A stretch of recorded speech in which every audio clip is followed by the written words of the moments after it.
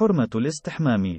أوروبا الحالية لا علاقة لها إطلاقا بأوروبا التي كانت في العصور الوسطى، أو حتى أوروبا القرن ال19، والأوروبي الحالي الأنيقة والنظيفة لا علاقة له أيضا بذلك الأوروبي الذي عاش قبل بضعة قرون، والذي كان يعتقد أن الاغتسال يسبب أضرارا بدنية وصحية، وأن الأطفال الذين يستعملون الماء كثيرا تتعرض أبدانهم للهشاشة. في تلك الأيام البعيدة كان أغلب الأوروبيين يغتسلون في مناسبتين: الاستعداد للزواج أو في حالة المرض.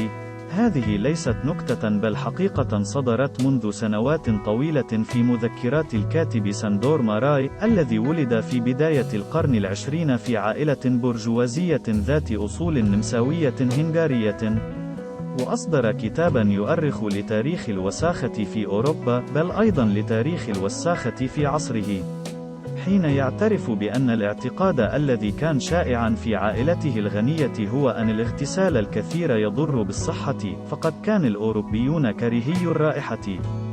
يقول موراي في كتابه اعترافات برجوازية إن الأوروبيين كانوا يعتبرون أن الاستحمام كفرا، ووصف مبعوث روسيا القيصرية ملك فرنسا لويس ال14 بقوله إن رائحته أقذر من رائحة الحيوان البري، وكانت إحدى جواريه تدعى دي مونتسبام تنقع نفسها في حوض من العطر حتى لا تشم رائحة الملك.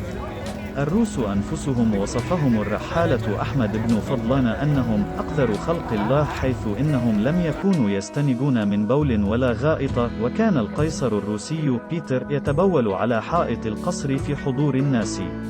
يقول العلامة محمد تقى الدين الهلالي المغربي في ترجمته لكتاب مدنية المسلمين بإسبانيا للعالم الأمريكي الشهير جوزيف ماككيب في معرض كلامه عن إيزابيلا ملكة قشتالة: الملكة إيزابيلا الأولى التي قتلت المسلمين في الأندلس لم تستحم في حياتها إلا مرتين، وقامت بتدمير الحمامات الأندلسية. ومنع الملك فيليب الثاني الإسباني الاستحمام مطلقا في بلاده، وابنته إيزابيل الثانية أقسمت ألا تقوم بتغيير ملابسها الداخلية حتى الانتهاء من حصار إحدى المدن، والذي استمر 3 سنوات، وماتت بسبب ذلك. هذا عن الملوك، ناهيك عن العامة. واشتهرت باريس بالعطور الفرنسية التي كان السبب الرئيسي في اختراعها أن تذهب الرائحة النتنة الموجودة في أجسام الناس، وكانت هذه القذارة سببا في أن تتفشى فيهم الأمراض، وكان مرض الطاعون ينتشر فيهم، حيث حصد نصفهم أو ثلثهم بين فترة وأخرى. وكانت أكبر المدن الأوروبية كباريس ولندن مثلا يصل تعداد سكانها 30 أو 40 ألفا بأقصى التقديرات، بينما كانت المدن الإسلامية تتعدى حاجز 1,000,000، وكان الهنود الحمر يضعون الورود في أنوفهم عند لقائهم بالغزاة الأوروبيين بسبب رائحتهم التي لا تطاق.